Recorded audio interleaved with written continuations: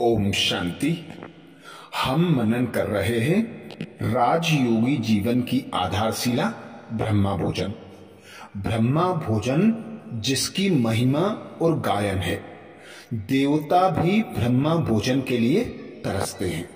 ब्रह्मा भोजन अर्थात ऐसा पवित्र पावन भोजन जिसे पवित्र स्थान पर पवित्र वस्तुओं द्वारा पवित्रता को धारण किए हुए बीके भाई बहन बनाते हैं। ऐसा भोजन जिससे मन परिवर्तन हो जाता है, हेल्थ, वेल्थ और हैप्पीनेस प्राप्त होती है। ऐसे ब्रह्मा भोजन के बारे में हमने अब तक अनेक वरिष्ठ भाई बहनों के, दीदी दादियों के अनुभव जाने। आज जानेंगे इंदौर जोन की संचालक बीके आरती दीदी जी का। इंदौर जोन में लगभग 500 बीके बहनें आपकी पालना में बाबा के यज्ञ की सेवा की निमित्त बनी हुई हैं। ऐसी आरती दीदी जिन्होंने साकार बाबा की पालना ली, आज उनका ब्रह्मा भोजन के बारे में अनुभव जानेंगे।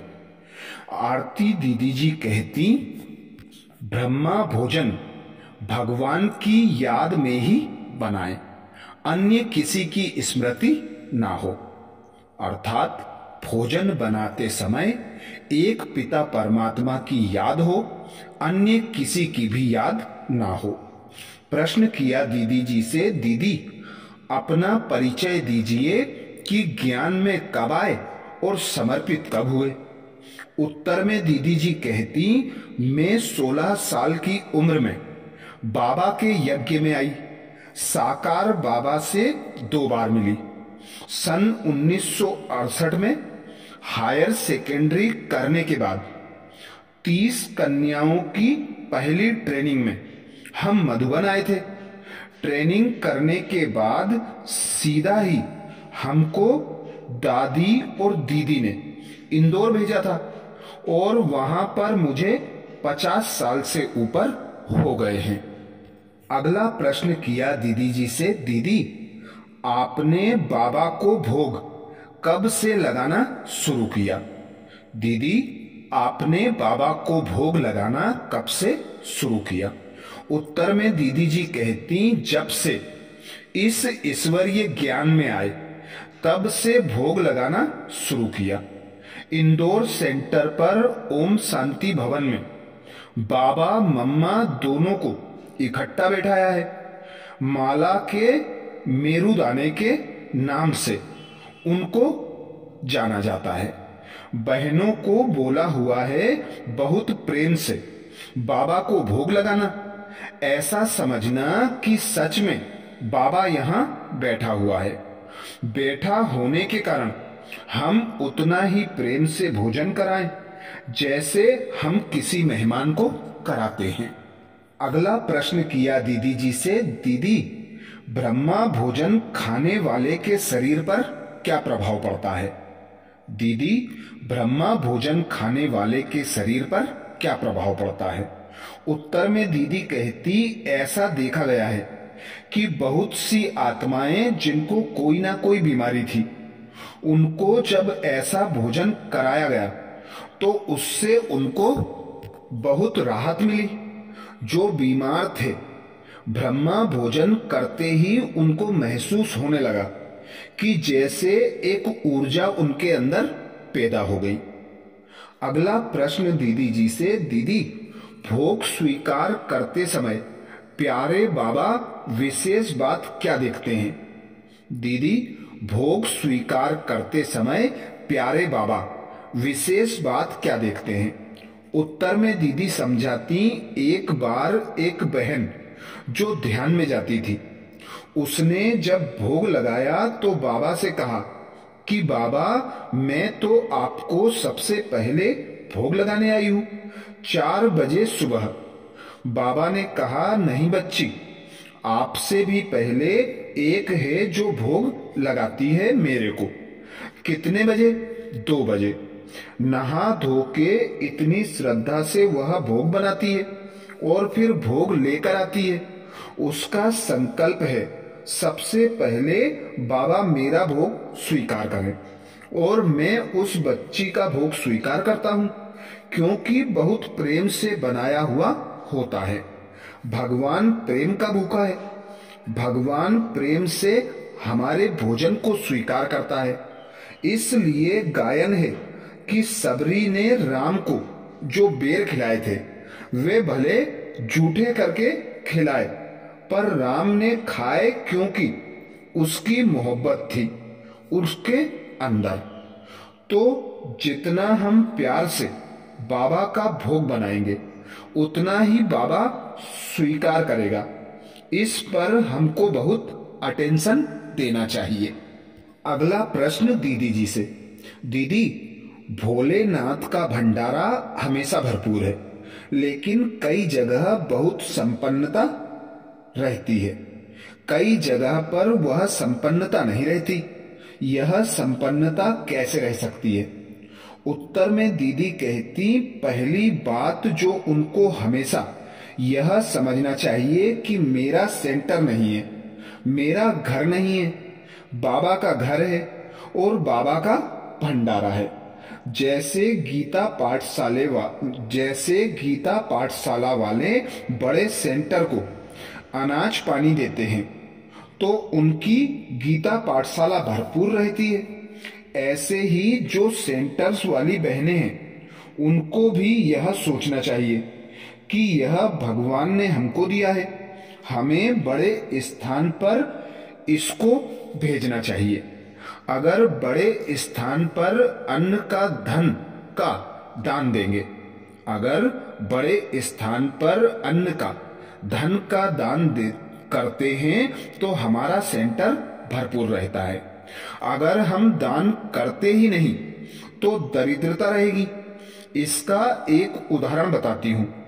कृष्ण और सुदामा साथ साथ संदीपनी गुरु के आश्रम में पढ़ते थे। जब वे जंगल में लकड़ी काटने के लिए गए तो उनको उनकी गुरु माँ ने एक एक मुट्ठी अलग अलग चने दिए थे और कहा कि जब भूख लगे तो दोनों खा लेना। वहां आंधी तूफान आने के कारण दोनों को पेड़ पर बैठना पड़ा अपने को बचाने के लिए। जब कृष्ण ने सुदामा से कहा, मुझे बड़ी भूख लगी है, आप मुझे वे चने दे दो जो गुरु माँ ने दिए हैं, तो सुदामा ने झूठ बोल दिया कि नीचे गिर गए। उसने झूठ बोला भगवान से।